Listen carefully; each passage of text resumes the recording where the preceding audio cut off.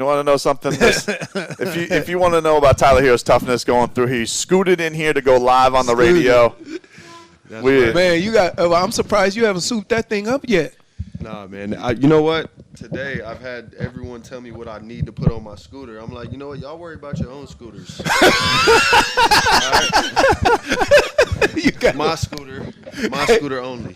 Hey, is that good? Which is so true that everybody telling you, like, I ain't going through enough now. I got a problem with my scooter. I need an engine. They tell me to put brakes on it. Like, man, I'm good. Y'all worry about yourselves.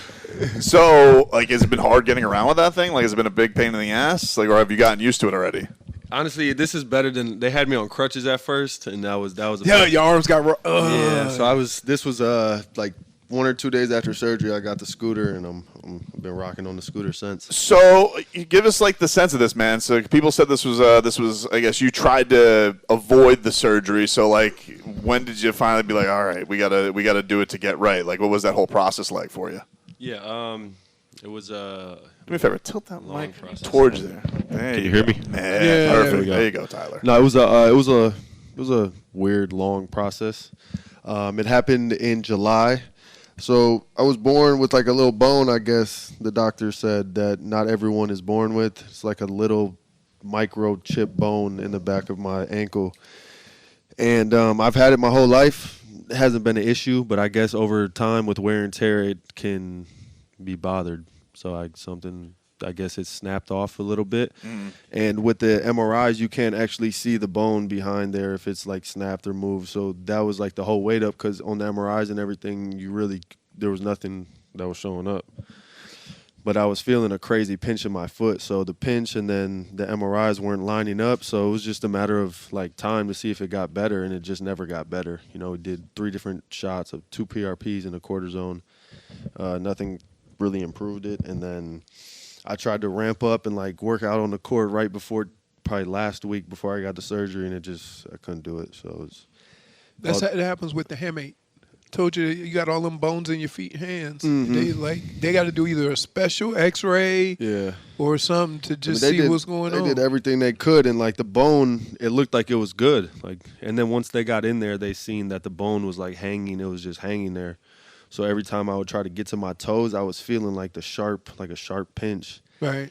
And like I said, I couldn't play through it. I tried to, I couldn't. And were you able to? The thing about it, you were probably able to still move. Yeah. Like it wasn't stopping. You just felt that. Yeah. Right, like, which is weird. Like, it was just a weird feeling. Like I was walking and I could run and we were doing different things, but it was like this certain angle, bro. I couldn't get to my toes in this angle, and I can already get to my toes on the angle now. So that's how I know it was they took the bone out. It was a tiny bone. They took it out. And, dude, that's not tiny. You save it? Yeah, I got it. It's like a mini like shark tooth. It was crazy. And so it'll be good. The beauty of it is they didn't have to repair anything. They just took something out.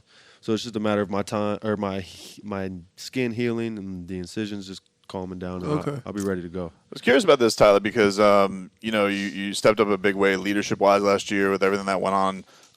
You took Kalel under your wing a little bit, but how much have you felt growth in that? Of like, hey, you're 25, but you're a vet. Like this is, you and Bam, kind of the figures we talked to Goran about this summer that he expects you guys to even go in a bigger fashion, just because it's going to be a lot cleaner. It feels like this year. But from your standpoint, how much have you felt that, I guess, growth of a leader on the team?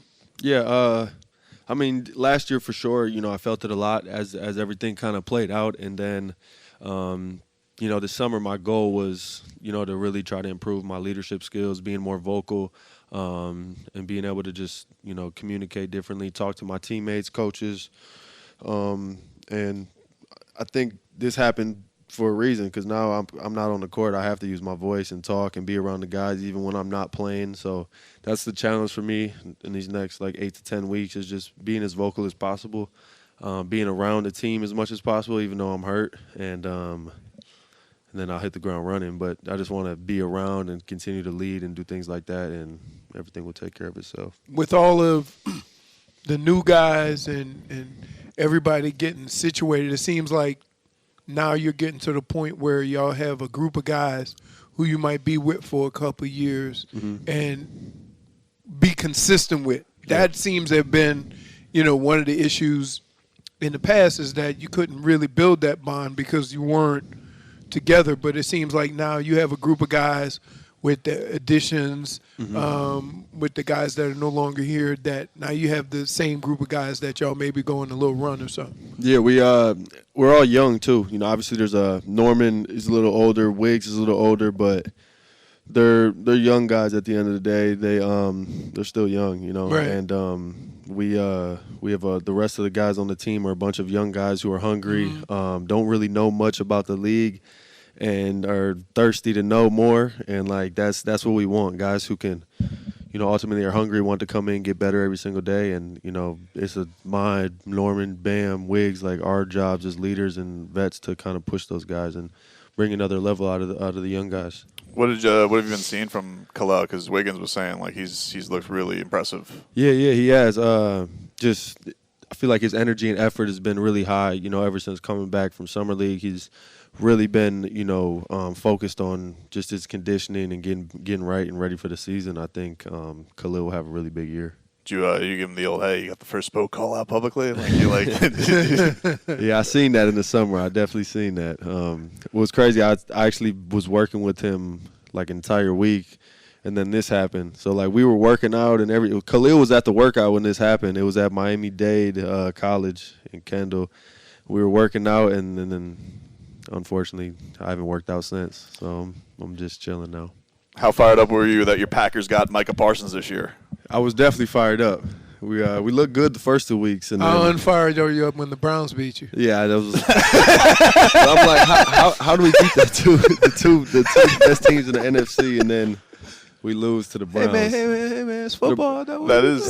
Browns ain't bad either. They have a great defense. They can't score. Can't score the ball, but it'll be all right.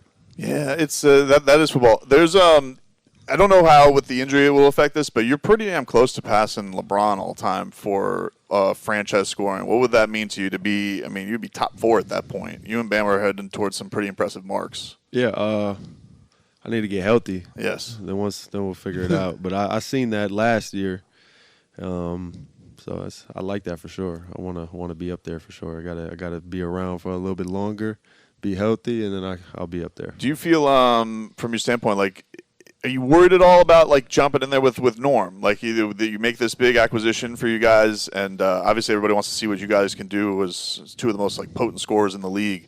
Is there anything that you have in your mind of how to speed up that process? I know you kind of had this a little bit with Terry, where you had to do that. What's that process you think going to be like? I think it's going to be easy. Honestly, I think the way Norm plays, he's played with other really good players before, and he also is really good off the ball. Most really good players are good on the ball, not off the ball.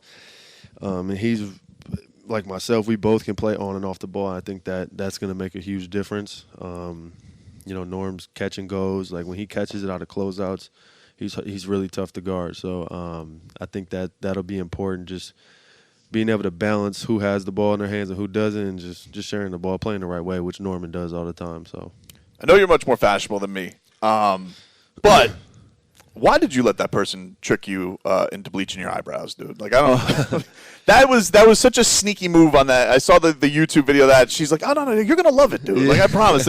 Did you have to be polite afterwards when you bleached the eyebrows, or did you actually dig the look? It was I was actually in London for a Nike commercial that's gonna come out in the next month or so. So y'all will see the commercial, but. It was she caught me off guard. She just was like, "Yeah, they want you to bleach your hair." So I'm like, "All right, I'm not doing that." So it's like, "Well, we got to do your eyebrows or something." So I was like, "All right, let's do it. Let's see what it looks like." She did it, and I thought it didn't look too bad. I'll tell you. We were all confused, though. You don't like it? Hey, man. Hey, I'll tell you. I texted Mike Lisak before. I said, "Hey, I'm not going crazy over this here." This how it goes. For a commercial, just so y'all know. There's a couple of things that guys don't do. We don't mess with eyebrows. You could bleach everything else over your body, but we ain't going that far when we touching eyebrows. When a dude come and he got his eyebrows done, he get a funny look. I'm just saying. Hold on, come on. What did hey, and then he called over, hey, y'all see what Tyler did? Like, no, we don't touch our eyebrows. That's like, I hear you. Yeah. You're gonna take swings that we don't take. Like, it's Right. like you and D Wade are gonna step into like fashion boxes that others just won't. And I think you'll probably be like, all right, I'm gonna give that a It ride. seems like most people won't do this, but I feel like you'll actually like it. So I was like, let's try it, and I liked it. Well, I we might bring it back just for the first No, you ain't game gonna bring it back. Or No, first night you back. can't bring it back before you play, right? Or- Because they're gonna say he ain't have nothing to do. He went on the bleach thing again. He I bored. I need something to do with my time. That please don't make that. Do the kiddos like the scooter? Are they trying to mess around with it? Yeah, my daughter's she's taking care of me. She's trying to figure out what's going on, and told her dad had to get surgery, and she's pretending to be like the doctor and all this other stuff. So it's all right. Bringing the scooter around the house and hitting all the short angles and tight angles. So it's been fun at the house too. Well, we wish you a speedy recovery, man. Can't wait to see Yeah. you back on the court. Always appreciate it when you stop by. Thank you. We'll take a break from Miami Heat Media Day. Thanks to Tyler Herro. We'll take a break back after this.